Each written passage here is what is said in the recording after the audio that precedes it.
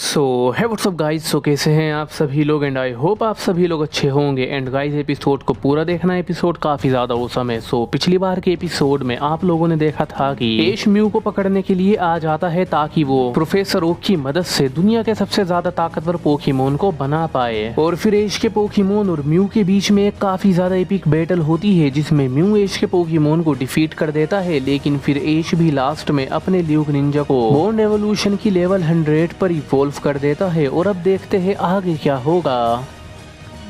तो अब एश अपने ल्यूक निंजा को कमांड दे रहा होता है, वो भी ओरा स्पेयर करने की। तो एकदम ल्यूक निंजा ओरा स्पेयर से म्यू को मारता है। म्यू इस अटैक को रोकने की कोशिश करता है लेकिन ये अटैक म्यू को डैमेज कर देता है एक्सप्लोजन होने के बाद। बट फिर म्यू को इतना ज्यादा गुस्सा आ जाता है कि म्यू भी अपनी एनर्जी फॉर्म में आ जाता है और इस अटैक को कॉपी करके ल्यूक निंजा को ही मारने की कोशिश करता है। लेकिन तभी एश कहता है ल्यूक निंजा रिवर्सल का यूज करके उसे रोको। तो ल्यूक निंजा रिवर्सल का यूज करके इसे रोकने की कोशिश करता है जिससे ल्यूक निंजा को भी अच्छा खासा डैमेज मिलता है। बट फिर एश कहता है बुलेट पंच का यूज करो। तो एकदम ल्यूक निंजा बुलेट पंच करने लगता है जिसके बदले में म्यू भी लेवल 100 का ल्यूक निंजा बन जाता है। वो भी इसके डीएनए फॉर्म को देखकर, बस इतना ही देखकर बन जाता है। और ये देखकर एश काफी ज्यादा शॉक हो जाता है। लेकिन म्यू भी बुलेट पंच करके एश के ल्यूक निंजा को अच्छी खासी टक्कर देता है। दोनों पोकेमोन को बराबर का डैमेज मिलता है। बट फिर एकदम म्यू अपने एनर्जी फॉर्म में आ जाता है दोबारा से और फिर म्यू अपनी हाइपर बीम करता है। ये हाइपर बीम डायरेक्ट हिट हो जाती है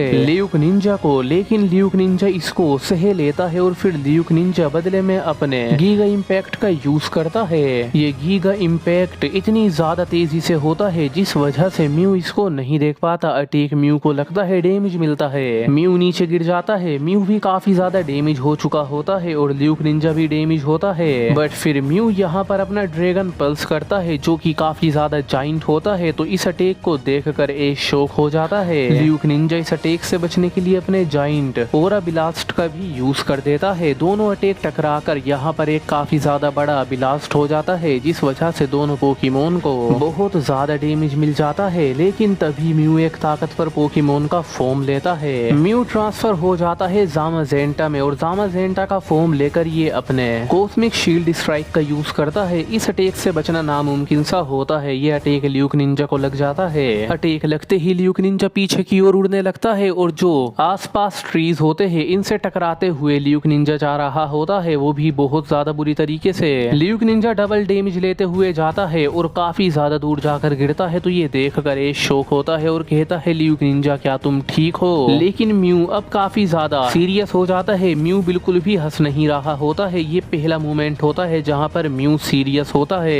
एश जल्दी से अपने ल्यूक निंजा के पास आ जाता है, इसकी हालत को देखता है और वो हैरान हो जाता है क्योंकि ल्यूक निंजा की हालत खराब होती है। ल्यूक निंजा से ठीक से खड़ा भी नहीं हुआ जा रहा होता है और तभी म्यू भी अपने नॉर्मल फॉर्म में टेलीपोर्ट करके ल्यूक निंजा के पास आ जाता है और ल्यूक निंजा को अपने जाइंट शेडो बॉल बनाकर मारने वाला होता है। और अगर ये अटैक ल्यूक निंजा को लग गया तो ल्यूक निंजा की जान को भी खतरा हो सकता है। तो इतने ज्यादा खतरे को देखकर एकदम एश आगे आ जाता है और ल्यूक निंजा को बचाने की कोशिश करता है। लेकिन इस मूवमेंट को देखकर म्यू को यकीन नहीं होता कि कोई इंसान इतना ज्यादा हद से आगे बढ़ सकता है कि अपने पोकेमोन को बचाने के लिए अपनी जान दांव पर लगा दी। म्यू एकदम अटैक नहीं करता और एश केचम को बोलने का मौका देता है और एश कहता है म्यू रुक जाओ, मैं तुम्हें सिर्फ इसीलिए कैच करना चाहता हूँ क्योंकि पूरी दुनिया के अंदर एक खतरनाक पोकेमोन ने तबाही मचा रखी है जिसका नाम म्यूज़ार्ड है। वो दुनिया का सबसे ताकतवर पोकेमोन है और मैं बस तुम्हारे डीएनए का यूज करके और आर्कियस के डीएनए का यूज करके इस दुनिया के सबसे ताकतवर पोकेमोन को बनाना चाहता हूँ और मैं तुमसे वादा करता हूँ कि तुम्हारी जान को कोई भी खतरा नहीं होगा,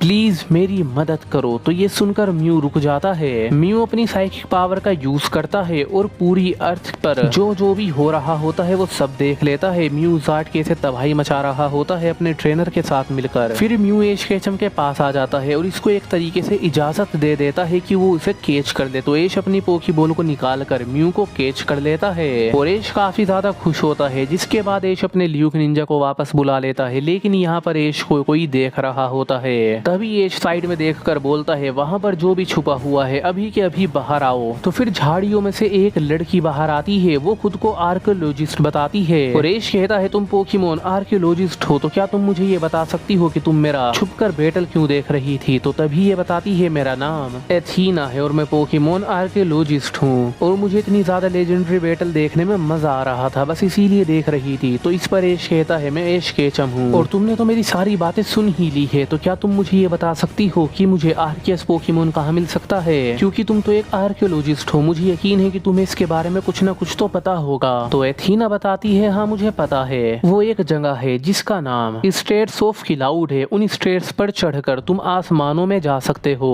और आसमानों में जाकर तुम्हें आर्कियस को एक सिग्नल देकर बुलाना है, वो भी एक स्टोन की मदद से। जरा इसे देखो, ये है आर्क स्टोन, इसकी मदद से एच इस स्टोन को ले लेता है और कहता है, क्या तुम मुझे ये बता सकती हो कि वो स्टेट्स मुझे कहाँ पर मिलेंगे।